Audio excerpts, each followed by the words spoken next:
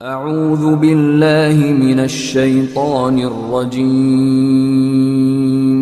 بسم الله الرحمن الرحيم. Sebatas mana kita bertoleransi lingkungan yang belum sunnah, ya kita ketemu mereka kita salam, kita senyum, mereka susah kita bantu karena mereka orang-orang Islam.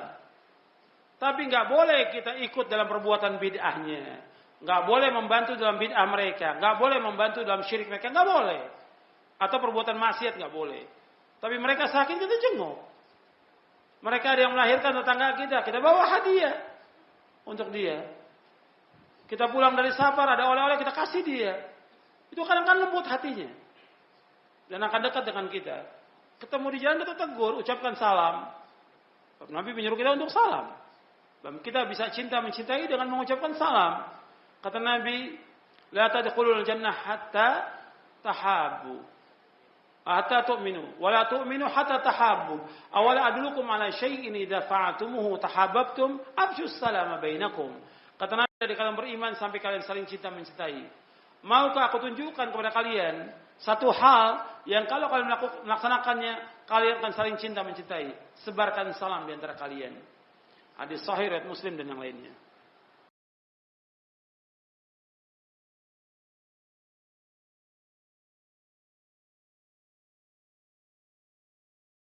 Ini sedang belajar Al-Quran dan setor hafalan. Cuma kalau hafalan kadang-kadang saya grogi, gugup. Bagaimana? Ya terus, itu godaan dari syaitan. Terus saja, insya Allah nanti kalau lama-kelamaan akan hilang itu. Dan kita harus ikhlas karena Allah dalam kita menuntut ilmu ini harus ikhlas. Semuanya dasarnya keikhlasan. Tanpa ikhlas nggak akan diterima oleh Allah.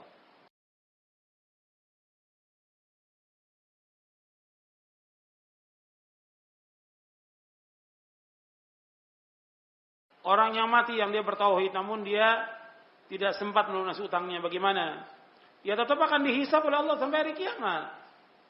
Dia akan dimasukkan oleh Allah ke dalam neraka kalau dia tidak mampu untuk membayar orang-orang yang berhutang dengan amal solehnya pada hari kiamat. Sebab di sana nggak ada lagi dirham, nggak ada dinar, nggak ada dolar, nggak ada rupiah, nggak ada yang lain. Yang ada al-hasanat was sayyi'at. Kalau di dunia ini dia pernah memukul orang, pernah melaknat orang, pernah mencaci maki orang, pernah berhutang. Nanti di hari kiamat, dia akan membayar orang-orang itu dengan amal soleh dia. Dengan pahala sholat, puasa, zakat, haji dia akan bayar. Kalau seandainya sudah dibayarkan semua, tetap masih ada hutang dengan orang lain, maka dosa orang itu akan ditimpakan kepada dia, kemudian diseret dan dimasukkan ke dalam neraka. Waliyatubillah. Itu yang Nabi katakan, orang yang muflis, orang yang bangkrut.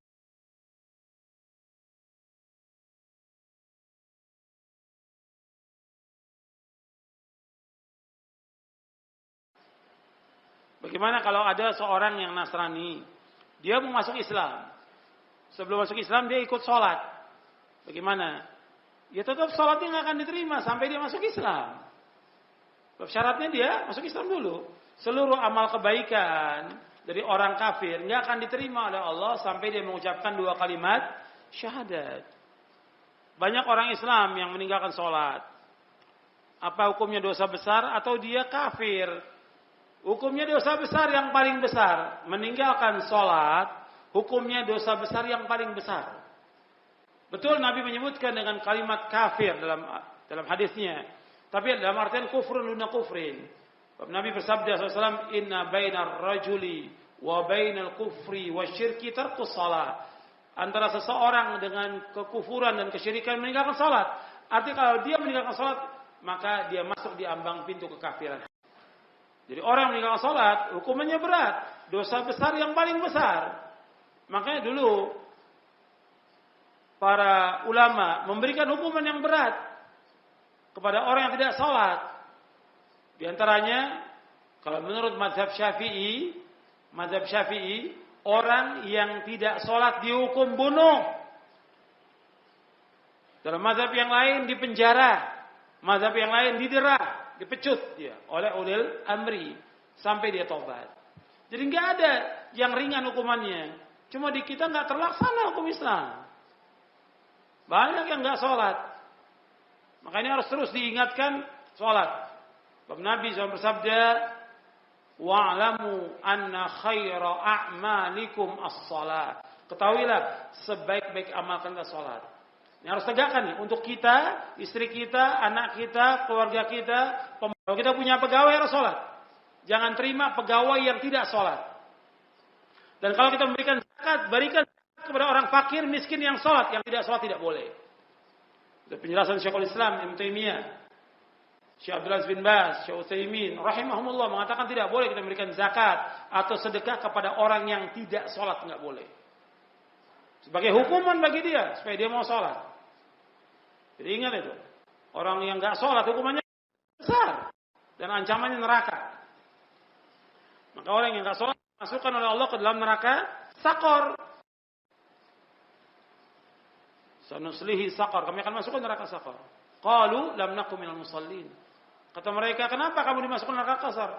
Mereka mengatakan, saya tidak sholat.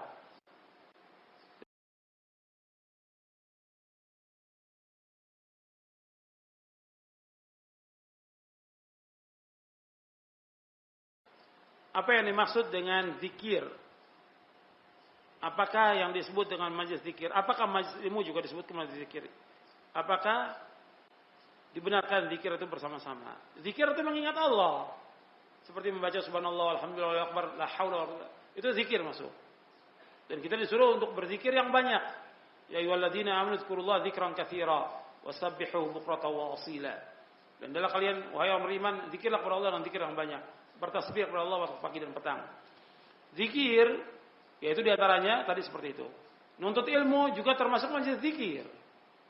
Nuntut ilmu karena kita mempelajari Al-Qur'an, mempelajari sunnah, mempelajari tentang nama-nama dan sifat-sifat Allah dan yang lainnya, mempelajari yang halal dan yang haram, yang mana yang boleh, mana yang tidak boleh.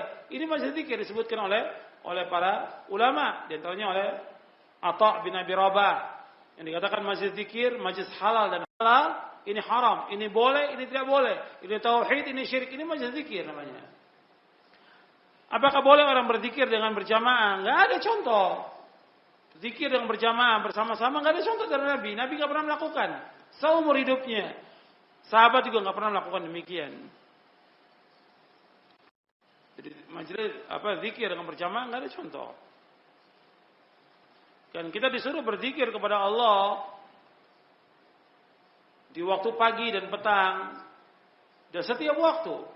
Enggak mesti dipimpin, enggak mesti dikomando. Ada zikir pagi kita baca masing-masing. Zikir sore ada zikir kita keluar, kita masuk masjid ada zikir masuk masjid, keluar masjid ada zikir masuk masjid, masuk ke WC ada zikirnya, keluar juga ada zikirnya. Kita sambil bawa mobil, bawa motor sambil berzikir bisa. Enggak mesti berjamaah. Karena enggak ada contoh dari Rasul.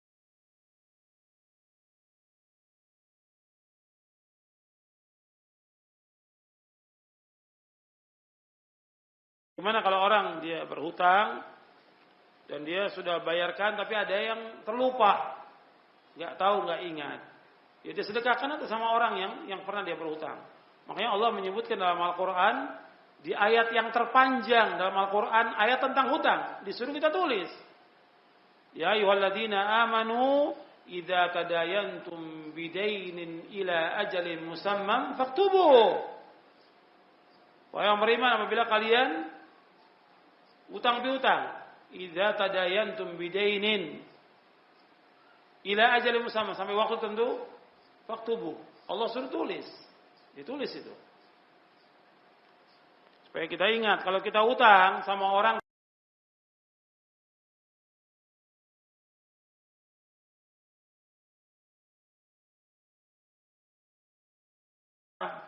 doa yang dibaca waktu menguap. Menguap nggak ada doanya. Kalau bersin ada.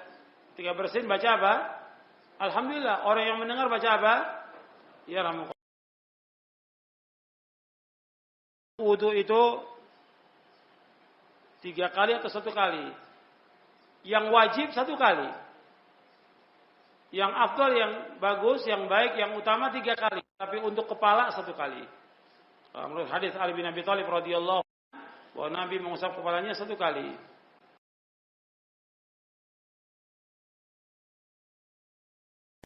أعوذ بالله من الشيطان الرجيم.